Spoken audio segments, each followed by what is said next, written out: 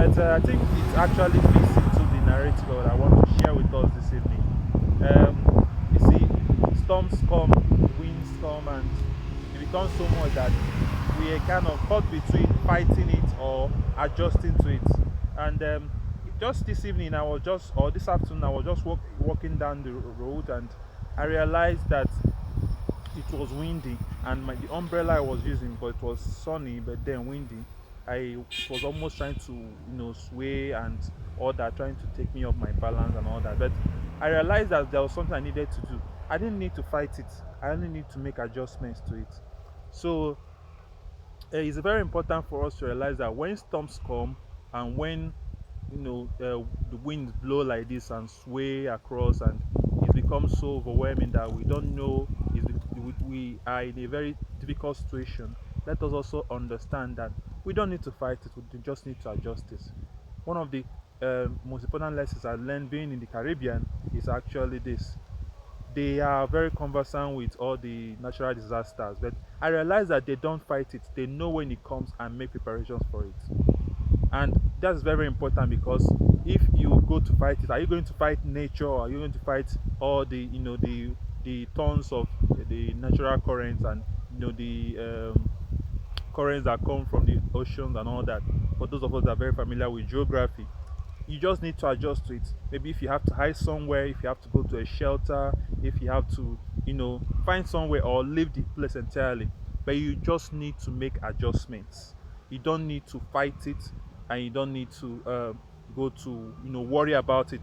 Like, it also has a lot of practical implication for us, because every day in our lives we face challenges, we face situations. We ask ourselves, how do we fight this thing? Do we go and fight the situation? You don't need to fight it.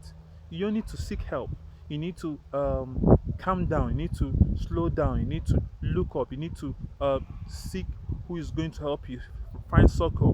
What do you need to do at that point in time? What is the simplest thing you could do at that point in time? Looking for safety, looking for strength, and looking for area to protect yourself. It's not a time to maybe start worrying and wailing and getting so hard on yourself because of what you were not able to achieve or what you're not able to do.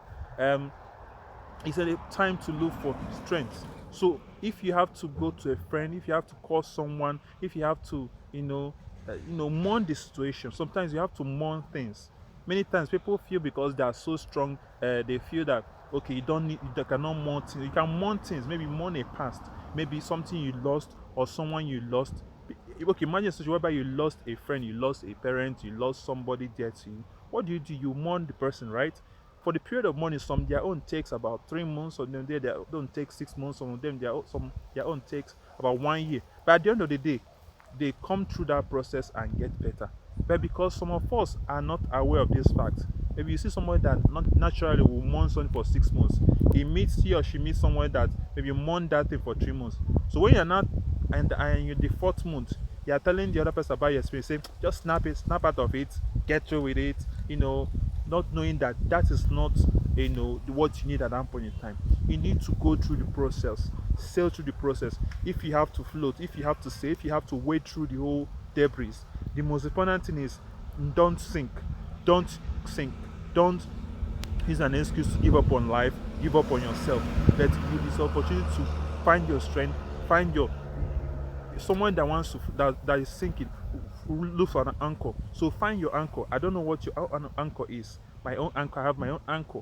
I have know where my own strength ends, and I believe you have to come to that time whereby you have to know where your own strength ends. So I urge you to, at this point in time, start looking for that situation whereby, okay, whenever you find yourself in that situation whereby the storm is so much and the winds are so much, do you fight it? Don't fight it. Don't fight it. Just look for opportunity. Seek help. Ask for help. Call out for help. Many people are willing to help you, just that sometimes you may not ask. Sometimes pride is not enough for you. You are not able to do that because of pride. Sometimes you're not able to do that because of maybe you're ashamed of yourself. But in as much as some people can be helpful, there are some people that are also helpful. So that's why you have to seek help. Seek help, ask for help. You have your religious leaders, you have your psychologists, you have the therapists, you have the counselors, you have many of them around willing to help. But because of a particular mindset or particular previous experience, we kind of feel discouraged. Don't lose hope on your fellow human beings. Some of them are there to help you, and they might just be beside you. They might just be a phone call away, a text message away, or just a shout out away. I don't want to say so much today, but I believe I've made my point. I think I'm so glad that this really fits the billing. It was very intentional for me to come when the weather is dull like this, and interestingly fits the billing.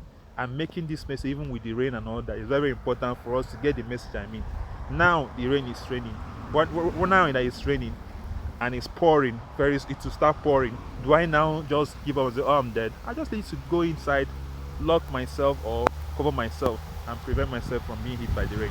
Thank you and have a blessed day.